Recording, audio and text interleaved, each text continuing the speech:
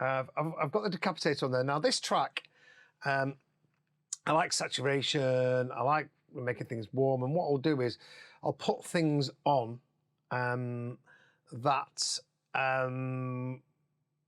make it sound good at that point in the mix. But then at the end of the mix down, what I'll do is I will, at the end of the mix down, what I'll do is I'll turn everything off. So everything I put on is volume matched by ear. When I'm volume matching, it's always by ear, because that's the key to it. The key to a loud mix is, and the better mix is reducing your crest factor. And I'm always trying to make my track as loud as possible.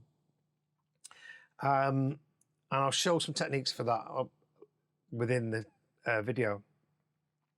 So I always have to turn something on and turn it off, because the oldest thing in the book is, you know, students come to me still and they put a compressor on and you turn it off and the volume drops by 4 dB. So all they were doing was make it sound better.